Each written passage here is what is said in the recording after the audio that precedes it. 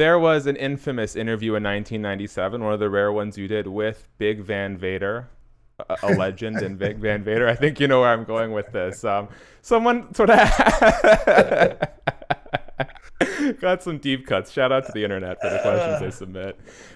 Someone was the host was sort of disparaging about the authenticity of what you do for a living, and Right. you gave, as Vader called it, a very diplomatic answer. Vader, not so diplomatic. He kind of got in the guy's face a little bit. What are your memories of that interview and sort of watching in real time as Big Van Vader took a little bit more of a hands-on approach? Yeah. So, you know, if it had happened over here, I think, I would have been a little bit more.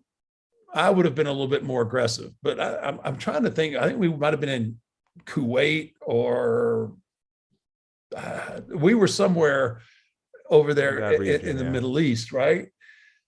Um, and I'm just sitting there thinking, and I got my shades on, and I'm sitting there with the belt, and and Vader, I could see it. I mean, I could see it coming long before it ever happened, and I'm thinking to myself, don't do it, Leon, don't do it. He's doing it. Yep, this is not going to be good, right?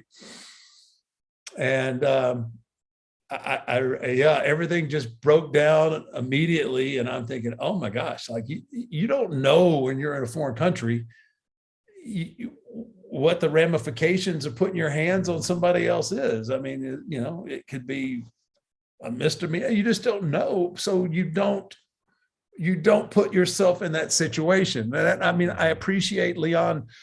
I appreciate the fact that he was protecting his business, and but there is a time where you have to be a little more diplomatic and a little more vague, and you can say things a little differently. But when you start putting your hands on people, it hadn't turned out well for many people that decide to slap a reporter or grab somebody because they mark on your business. And I just I remember them whisking me out. Like when everything broke down, I remember Jerry Briscoe grabbing me and like, let's get in a car. We're getting out of here.